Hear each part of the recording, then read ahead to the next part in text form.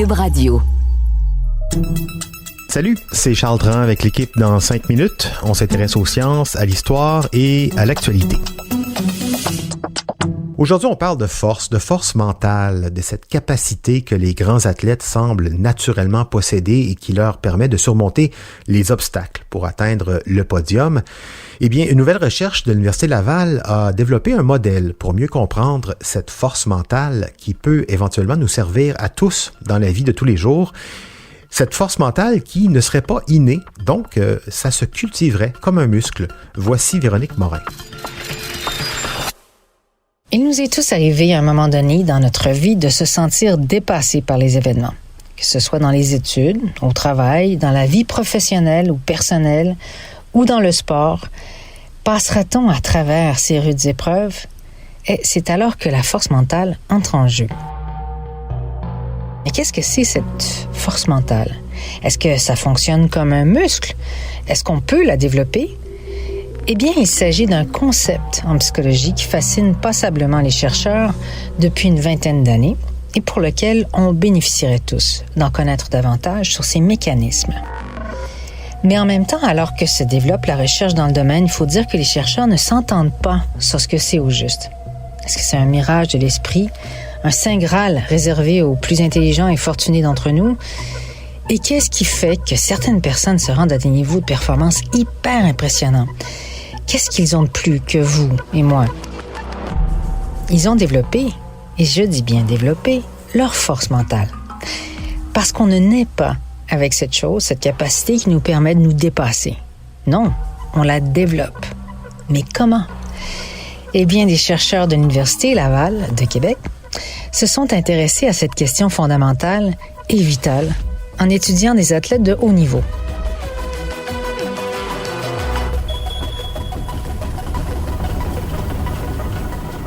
Diplômée au doctorat en psychologie du sport, Christiana Bédard-Tom a eu l'idée de formuler un modèle inédit qui définit les composantes de la force mentale. Elle se dit qu'en sachant de quoi est composée cette force mentale, on pourrait en principe l'optimiser. Alors, son hypothèse, à Christiane Bédard-Tom, l'hypothèse de base, qui est logique et qui est plein de bon sens, c'est que plus un athlète détient des ressources mentales élevées, meilleures vont être ses performances en fonction de son objectif. On a proposé un nouveau modèle, une nouvelle définition, puis nous, on a utilisé 2 études pour valider notre modèle. Fait que nous, notre hypothèse de base, c'est plus un athlète va avoir des ressources de force mentale élevées, meilleures vont être ses performances en fonction de son objectif. Mais quelles sont donc ces ressources? Selon elle et son équipe, la force mentale serait constituée de 3 piliers. Des objectifs ambitieux, une croyance en ses moyens et la maîtrise de soi, être capable de se contrôler. Dans sa recherche, elle et l'équipe ont pris 2 groupes d'athlètes, des coureurs et des cyclistes. La première étude comptait 650 coureurs.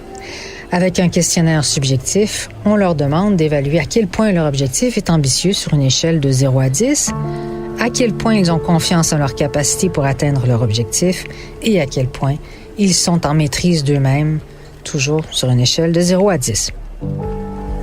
Alors, ceux qui s'auto-évaluaient avec des scores très élevés avaient tendance à mieux atteindre leur objectif. Sans surprise, on pourrait dire. Donc, on en comprend que la réelle mesure de ses capacités, être capable de s'évaluer soi-même, est essentielle à la force mentale. Mais cela s'applique aussi lorsque l'athlète admet qu'il est fatigué. Alors, il y avait des questions comme « je me sens très fatigué, je suis épuisé ». Est-ce que c'est extrêmement vrai, un peu vrai et pas du tout vrai? Ceux qui étaient capables de déterminer s'ils étaient très fatigués avaient une meilleure force mentale plus tard. C'est ce qu'on va découvrir dans la 2e étude qui cherche à comprendre pourquoi. Alors, dans cette 2e étude, qu'elle définit comme une première mondiale, Christiane Bédard-Tom teste la force mentale des athlètes en laboratoire, mais cette fois-ci sur des cyclistes. On a mis les athlètes par exprès sous pression et on a mesuré les ressources de la force mentale. Puis c'est ce que ça a révélé. Plus tu as des ressources élevées, meilleure est ta performance. La force mentale peut fluctuer. Alors comment ils mesurent ça? Les chercheurs ont fatigué les athlètes en leur donnant des tâches cognitives. Et oui, se prendre la tête engendre une fatigue, à la suite desquelles l'athlète se sent moins performant, il a moins de maîtrise de lui, il se sent moins confiant et performerait moins bien.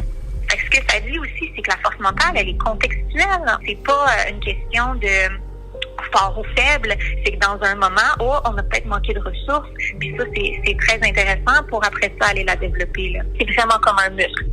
Et quand on l'utilise, il faut avoir la sagesse de la récupérer en se reposant. Ça aussi, ça fait partie des conclusions de sa recherche.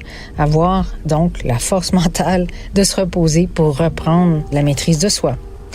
Ce qu'on comprend aussi dans cette recherche, c'est qu'il est bon d'avoir des objectifs ambitieux, mais que ceux-ci ne doivent pas être basés sur des facteurs externes, hors de son contrôle, comme par exemple vouloir monter sur le podium ou remporter un gros prix.